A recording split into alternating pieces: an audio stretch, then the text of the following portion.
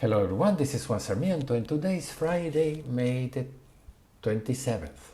Okay, it looks like the market may have made a bottom here. Remember what I told you about the bouncing spot? It seemed like it did try to go to the 127, but in any case it bounced and it bounced up strongly. So now we have the upper trend line. I reformulated. We can delete the old one because we have a new one. Let me choose the right tool here. It's very important that we learn a few things as well. Okay, so let me choose the tool here, and I'm gonna delete the old one. Okay, that was established. Delete or remove drawing. Trend line 1 and trend line 2. We don't need those anymore. And this one here matches that one there. Okay, so that's our new trend. And we can remove the other one as well, the one on top. And that's our trend line now. Okay, so this, all these Fibonacci numbers serve little purpose. So we can delete all that.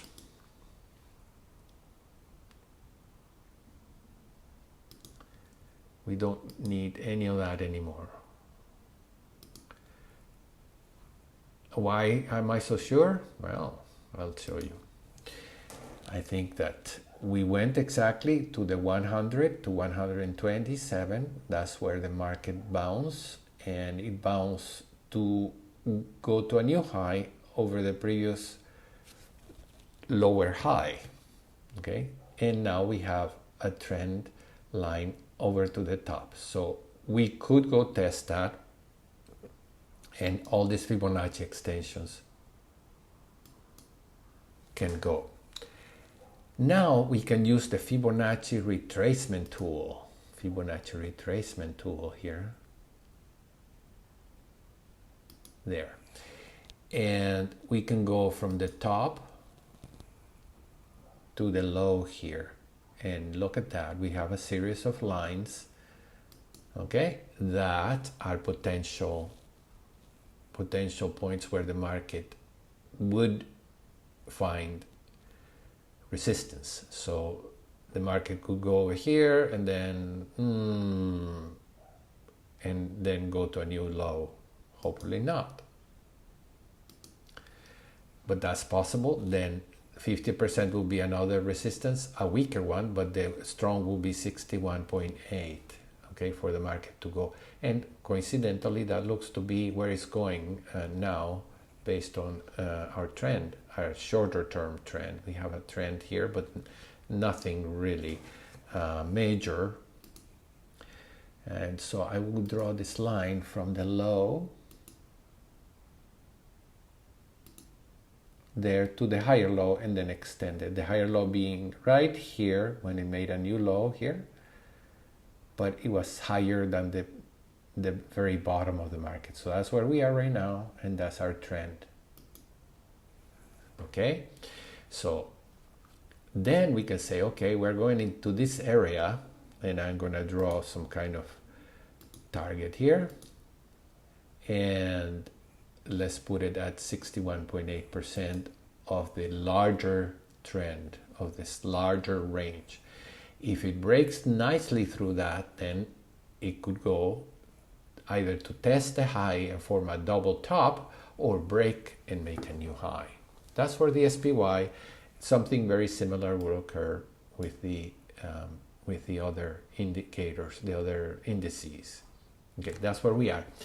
I find it very useful to add the Ichimoku cloud. So I'm going to go in Studies, Edit Studies, and I could find the Ichimoku because it gives me some trend indicators, and here you see it. Coincidentally, that's where our Ichimoku cloud is. Okay, so if it breaks above the Ichimoku cloud, that is a strong indicator. But for now, it's very red. It's still red. We're still in a weak market.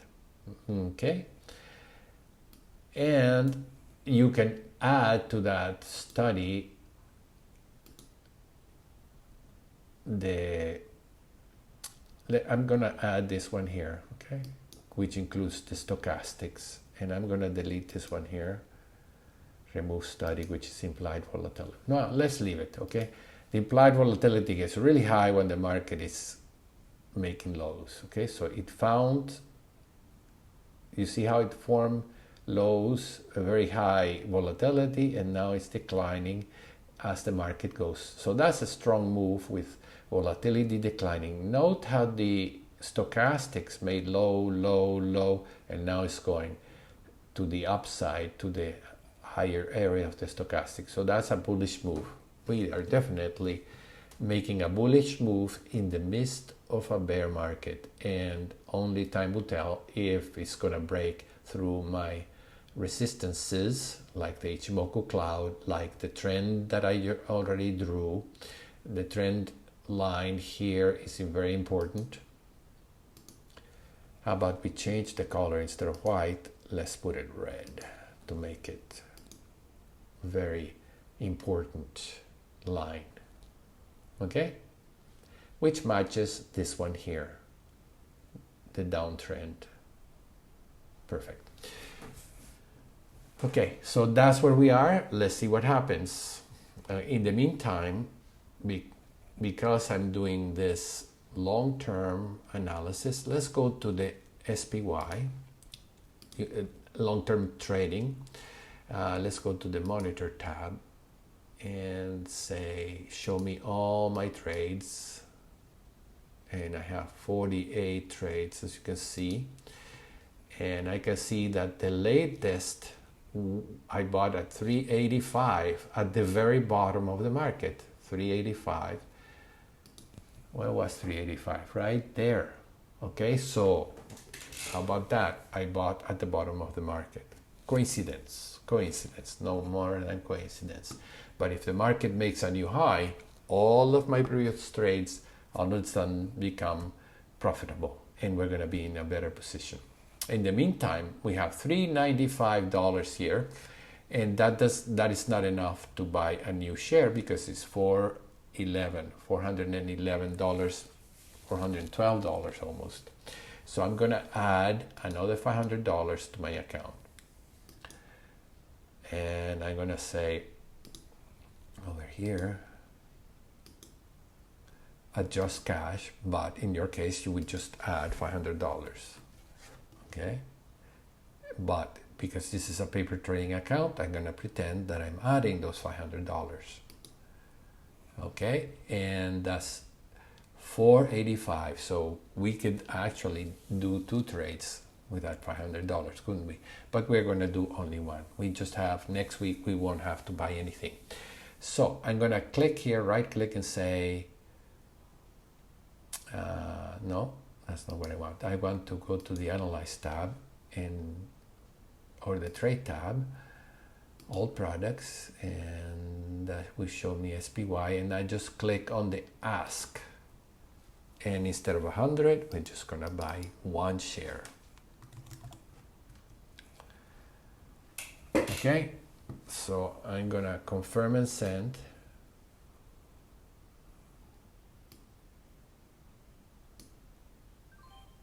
And that's it, got filled immediately, okay?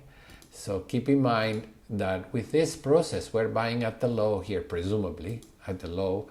I bought at the lowest possible 1 share. That's not gonna dilute my, but if you wanna see, well, what is my average? Well, go to the Monitor tab, the Analyze tab, and here you would see, well, today I'm gaining $384. Okay, here's my P&L since the opening. I've lost $1,427, but that's going to change very quickly. And I have 56 trades. Obviously, I say 48, but I had already exceeded more than I have had. I've been doing this for more than a year, so I said 48, but in reality, I have done 56 trades.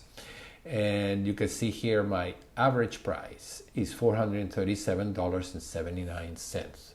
So the market would have to exceed this number for me to turn the corner and begin to make a positive a gain on the account. For right now, I have a negative $1,433. When I was making money on the top of the market, I kept on doing the purchasing, because it does not matter when you have an horizon of 10 years or so. And it's like you buy a house and you're planning to sell it not the next day or the day after, you're planning to sell it 10 years, 20 years from now. Well, chances are you're going to make money. Okay?